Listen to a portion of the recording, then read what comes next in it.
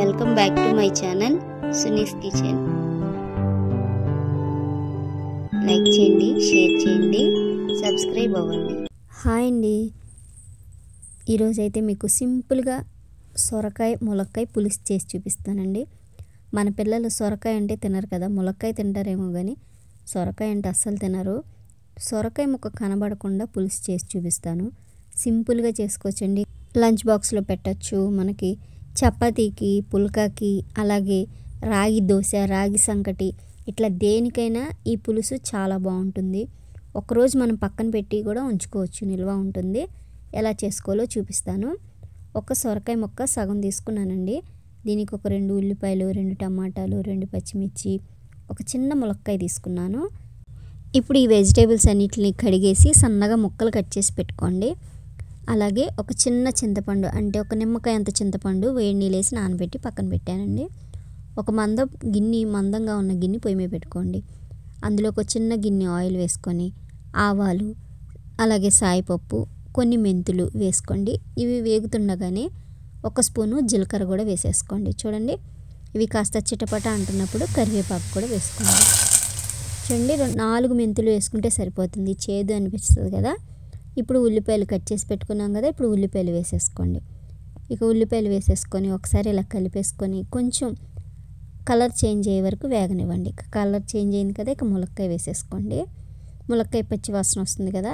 ములక్కాయ వేసిన వెంటనే సొరకాయని నేను ఇలా చిన్న ముక్కలు కట్ చేసుకున్నాను, అవి వేసేసుకోండి. సొరకాయ లేతగా ఉన్నది చూడండి, ముదిరిగా ఉందనుకోండి గింజలు కనిపిస్తాయి, మన పిల్లలు కనిపెట్టేస్తూ ఉంటారు కదా. ఇవి ఒకసారి కలిపేసుకుందాం. చూడండి, ఈ విధంగా ఒకసారి కలిపేసుకొని దీనికి మూత పెట్టేసుకుందాం అండి. మనకి సొరకాయలో నుంచి వాటర్ వస్తూ ఉంటుంది, ఆ వాటర్ అంతా మగ్గిపోయే వరకు ఇలాగా మూత పెట్టేసి సిమ్లో పెట్టారనుకోండి ఎక్కువ వాటర్ వస్తుంది, హై పెట్టారనుకోండి దగ్గరుండి చూసుకుంటూ ఉండండి. నేను హై పెట్టేశాను. చూడండి, ఈ విధంగా మధ్యలో ఇలా కలుపుతూ ఉండండి, అడుగు పట్టకుండా.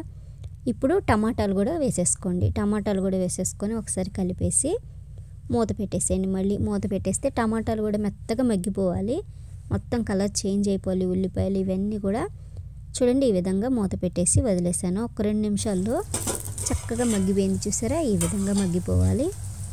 ఒకసారి అడుగు నుంచి కూడా కలిపేసుకుందామండి, ఏమైనా అడుగు పట్టిందేమోనని. చూడండి, ఈ విధంగా మంచి కలర్లో మగ్గిపోయినాయి కదండి, చూపిస్తున్నాను కదా మీకు. ఈ విధంగా మగ్గిపోవాలి. ఇక ఇప్పుడు సాల్ట్ వేసేసుకుందాం. సాల్ట్ చూసుకొని వేసుకోండి. అలాగే ఒక 1/2 స్పూన్ పసుపు, 1 స్పూన్ కారం వేసుకోండి. చింతపండు కూడా వేస్తాం కదా, కొంచెం కారంగా ఉంటుంది. పచ్చిమిర్చి కూడా అంత కారం ఉండవండి ఇవి, అందుకనే 1 స్పూన్ వేసాను. మీరు కారం రుచికి సరిపడా వేసుకొని ఇలాగా కలిపేసుకోండి. ఇంకా కలిపేసుకున్నాం కదా, ఈలోగా నేను ఏం చేశానంటే చింతపండు పిసికేసి పులుపు తీసి పక్కన పెట్టుకున్నాను. ఇక ఇలాగ మనకి ఆయిల్ పైకి వచ్చేసింది, చూసారా, మగ్గిపోయి.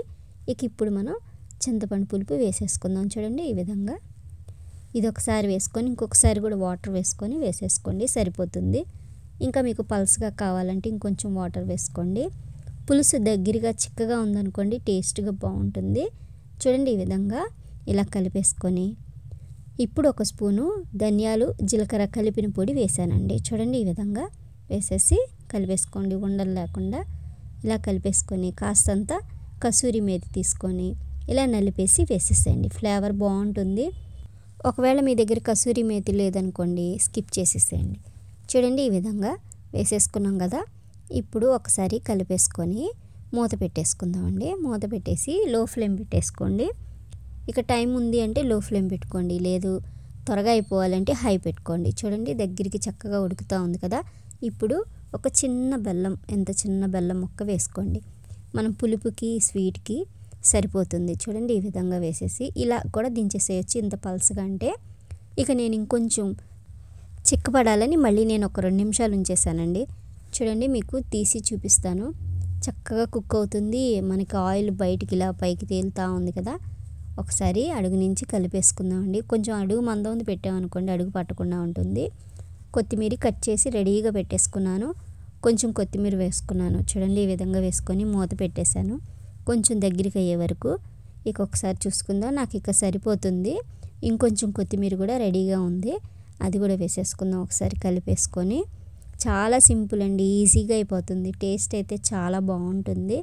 రెండో రోజు కూడా బాగుంటుందండి. ఇది చపాతీకైనా మన రాగి సంగటి చేస్తాం కదా, దాంట్లో కూడా చాలా బాగుంటుంది. చూసారా, మనకి చక్కగా ఆయిల్ పైకి తేలింది. ఇక రెండోసారి కొత్తిమీర వేసి పొయ్యి కట్టేసానండి. ఇక ఇలా తీసి మనం చక్కగా సర్వ్ చేసేయడమే. చాలా సింపుల్ అండి. టేస్ట్ అయితే అది చాలా బాగుంటుంది. సొరకాయ పులుసు అని కూడా కనిపెట్టలేరు, చాలా సింపుల్గా కూడా చేసుకోవచ్చండి. టేస్ట్ అయితే చాలా బాగుంది. మీకు సొరకాయ పులుసు చేయాలి అనుకుంటే ఇలా ములక్కాయ వేసి చేయండి. టేస్ట్ అయితే చాలా బాగుంది. ట్రై చేయండి, టేస్ట్ చేయండి. Thank you for watching my video.